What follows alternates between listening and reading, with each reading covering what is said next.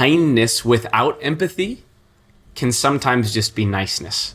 And niceness serves me more than the person that I'm giving to. So guess what? Those people who gave the teddy bear got to feel good at the act. But did they actually know what these people needed? Were they actually giving something to meet a legitimate need because they understood the perspective, or they listened, or they did their research? Not to demonize those people in the first place, they're well-intentioned, but I think an important truth is that we can do well-intentioned things and not actually have the impact that we want.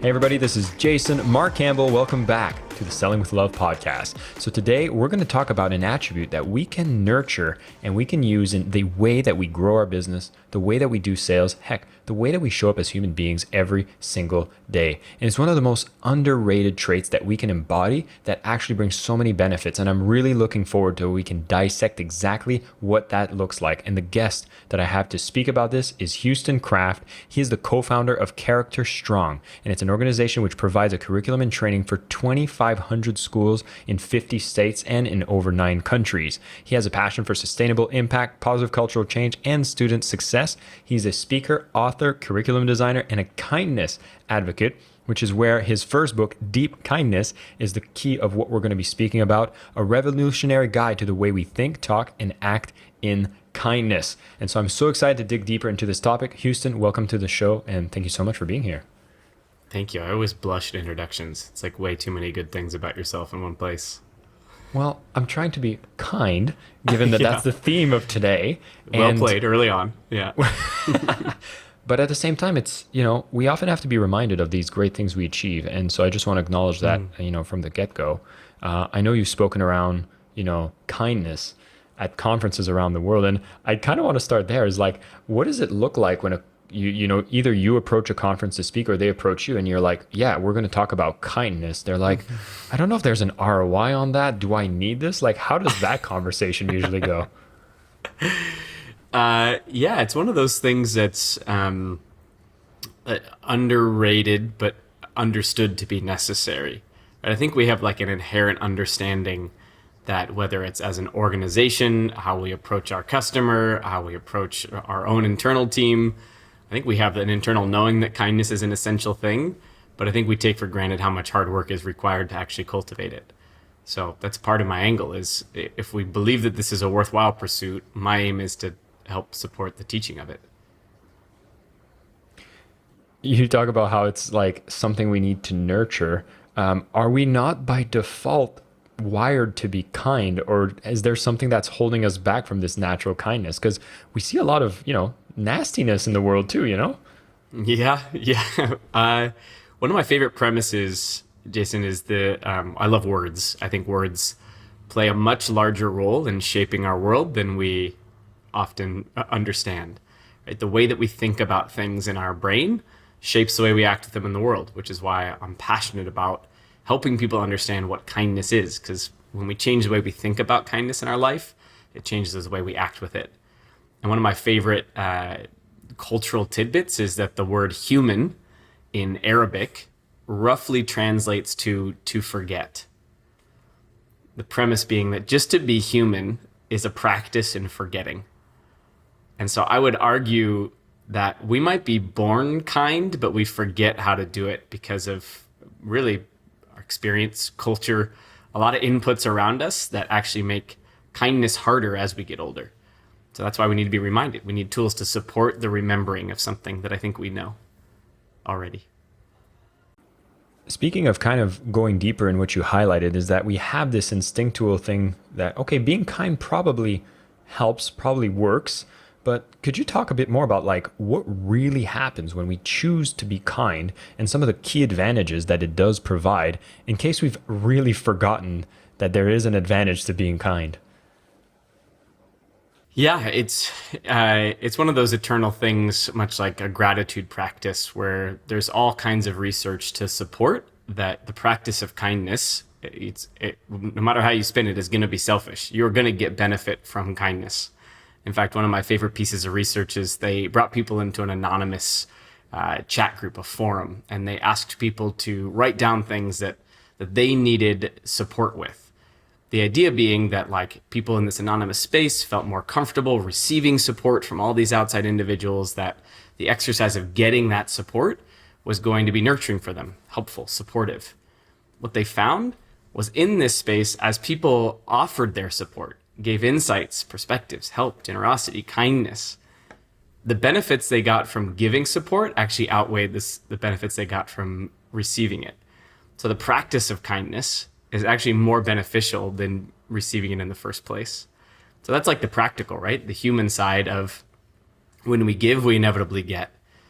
The organizational side is that no matter how you spin it, for the most part, organizations are going to be made up of people. And when you're dealing with people, you're always balancing two things. You're always balancing our tasks, we got to get things done, and relationships, right? The people that are actually getting those things done and how they work together as individuals to work towards whatever your common pursuit is. A lot of organizations spend a lot of time focusing on the productivity side, the tasks side. And if you neglect the people side, you find that people really consistently feel burnt out, overwhelmed, aren't engaged. The statistics, we're even talking about it today as an organization, it's pretty staggering. It's like 48% of people in organizations aren't engaged in their job. Why is that? Well, maybe part of it is that they don't have clarity or they don't have the tools they need. But a huge part of it, most often, is that they don't feel connected. When we feel a sense of belonging, we feel safe. When we feel safe, we perform and we get things done and feel better about doing it. Yeah, it's really interesting that, you've brought this book out, at the beginning of 2020, I believe. And this is a time where we all got, separated, isolated, and then a lot of stress, a lot of fear, unknown, uncertainty came up.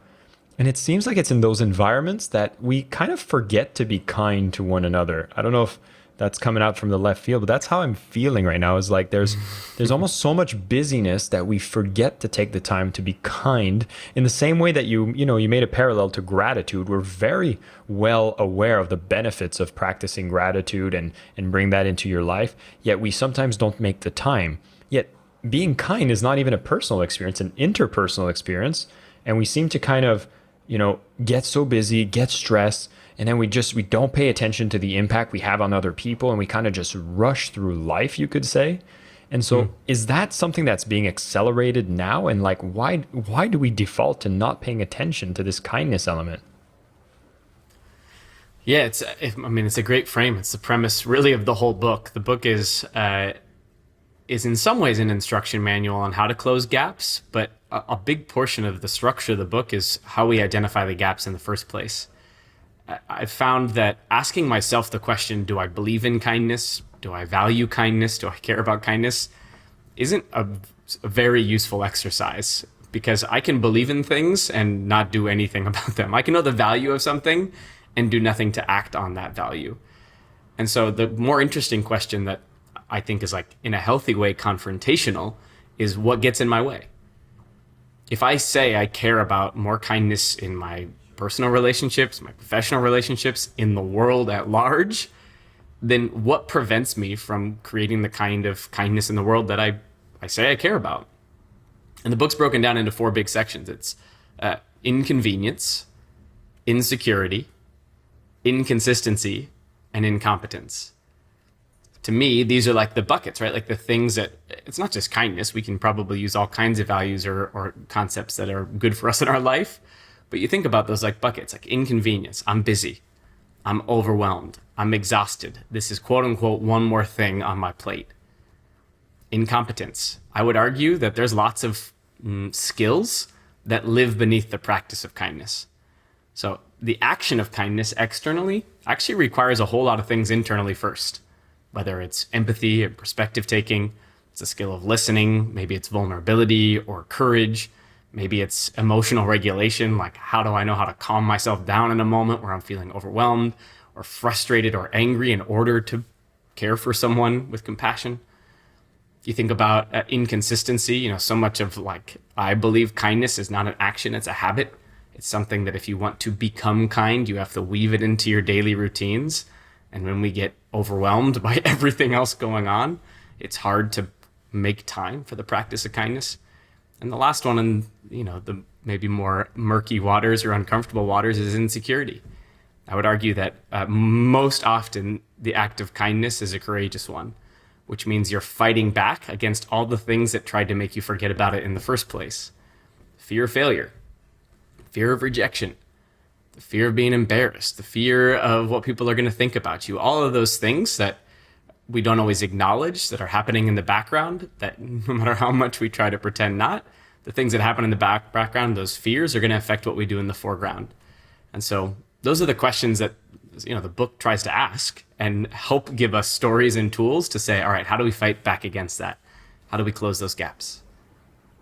Well, I'm hoping for everybody listening here, we're going to add in the show notes definitely a link to Deep Kindness, so you can pick up a copy of this, which is basically your essential guidebook for making the world a kinder and more accepting place.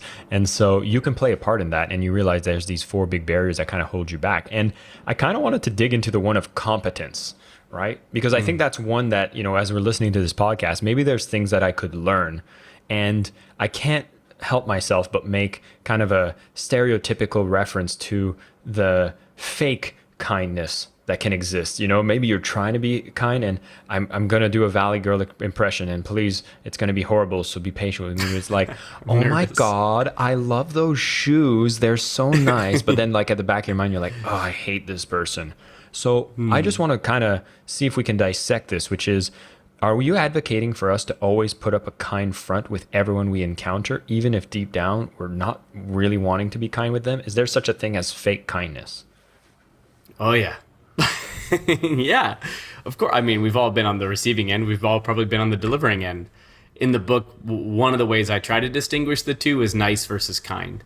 I would say nice is a reaction. Kindness is proactive, right? So it's something that we seek to give out. That nice is oftentimes benefits us. Kindness sometimes requires a sacrifice from us. So I try to bring those two words together because I think they're ones that we use unintentionally interchangeably. And I would argue that most people in the world who are like, to say that they're kind, sometimes are actually just practicing niceness, even unintentionally. In fact, one of the examples that stands out to me in the book is the story of the Sandy Hook shooting. So tragedy happened in our country, in the US, that young people were shot and killed in a school. And in the aftermath of that, people from all over the world wanted to give kindness to this community. And so people, in this moment of tragedy, sent from all over the world gifts, a lot of them stuffed animals because young kids had passed away.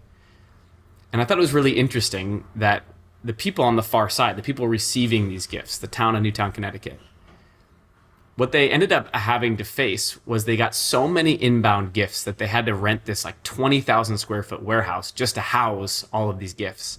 And what I thought was the most profound was one of the gentlemen who helped coordinate the candlelit vigil. He said, at the vigil, there were more stuffed animals than there were people. And in a quote that I think about all the time, he goes, a teddy bear is great, but a teddy bear doesn't pay for counseling, and a teddy bear doesn't pay for a funeral. So I want to tease that out for a second in terms of competence, because what competence is required in order for kindness to become real or elevated? Well, I would argue it's empathy. And the argument I would make here is that kindness without empathy can sometimes just be niceness. And niceness serves me more than the person that I'm giving to. So guess what? Those people who gave the teddy bear got to feel good at the act. But did they actually know what these people needed? Were they actually giving something to meet a legitimate need because they understood the perspective, or they listened, or they did their research? Not to demonize those people in the first place, they're well-intentioned, but I think an important truth is that we can do well-intentioned things and not actually have the impact that we want, which is why the skill set, the competence of empathy and perspective taking, of listening, is critical if we're going to actually increase the effectiveness of kindness in our world.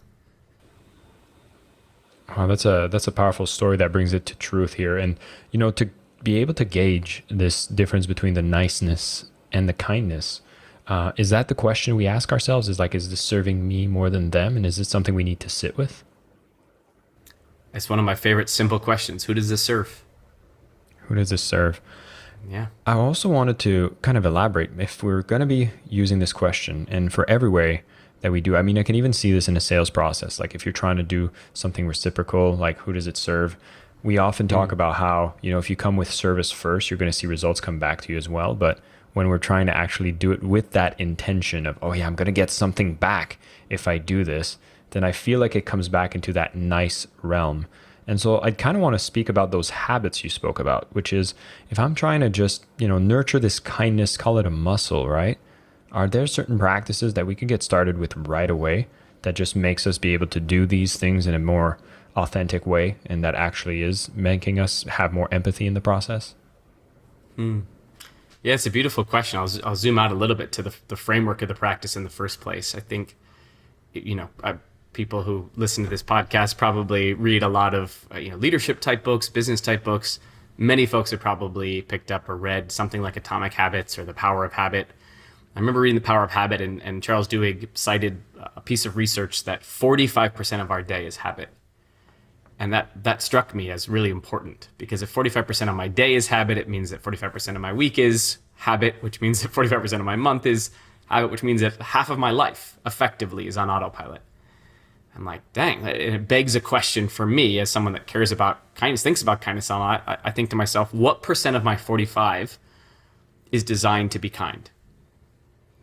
Meaning, do I have any percentage in my daily routine that is intentionally kind? If it's something that I say I value, do I consistently give my most valuable resource to it? My time, my routine, my energy. And I like to lower the burden a little bit. I'm like, okay, it can feel overwhelming to change a bunch of our habits. I think what about a 1% shift? The average person, for the time that they're awake during the day, it's around 960 minutes, the average person.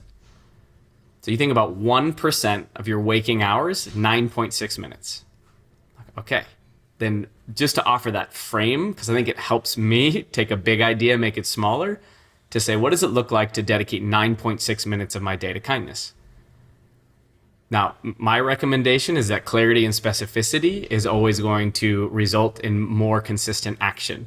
So organizationally at Character Strong, our team, every quarter, we set a goal. We set a character goal. That's what we call it. And our character goal is okay, what is the one word you want to focus on for this quarter personally? For some people, it's kindness.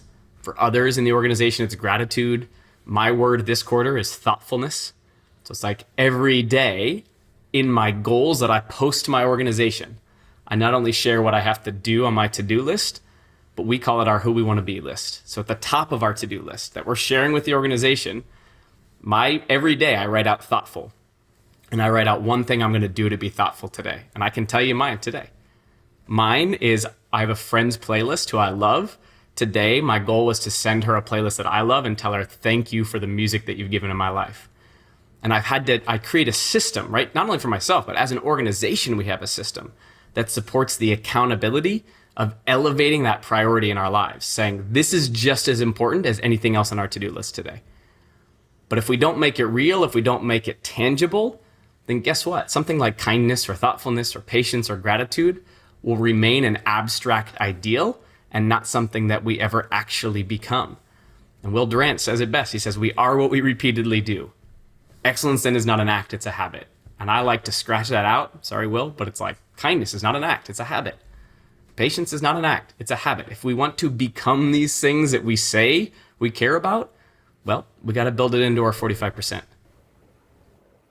I love that. And my God, when we start thinking about everything that comes back from being kind, again, we kind of alluded to the benefits, but it's yeah, sure, you're going to get some results from a business front, but God, does it make just life a little bit better to live through when you're actually being kind, connecting with people? Yeah. And I can just think of the research that speaks about the fact that, the number one correlator with, longevity in our health is the strength of our social connections. And so why wouldn't you be using this act of kindness and being more kind on an everyday basis, on a habit basis, understanding that at the end of the day, it actually will give you more life. And matter of fact, it's going to make you have a life worth living too. Because, why be grumpy and mad at everything when you can just have a bit more kindness within your life? Which kind of brings me to one element of kindness that might be, tied to your framework based on insecurity, or you'll tell me where it fits in. But hey, I could be, building habits, being kind to people, being thoughtful to people around me. But if there's one person that I'm often maybe not as kind, I wouldn't even treat them like my worst enemy, is how we speak to ourselves, and that kind of compassion that or critical judgment we have about ourselves. Does the elements of your framework apply to how we treat ourselves and how kindness plays such a big part? Definitely. I talk about it in two spaces. The first one is in incompetence, and in that section of the book, I talk about forgiveness as a skill and how forgiveness is separating people from their behaviors. I heard that a long time ago, and it's been a practice I try to work on and execute in my life. And the idea being that one of the best gifts we can give ourselves, one of the best ways we can practice kindness towards self, is exercising forgiveness towards others. Because the person that it's most going to impact is going to be us.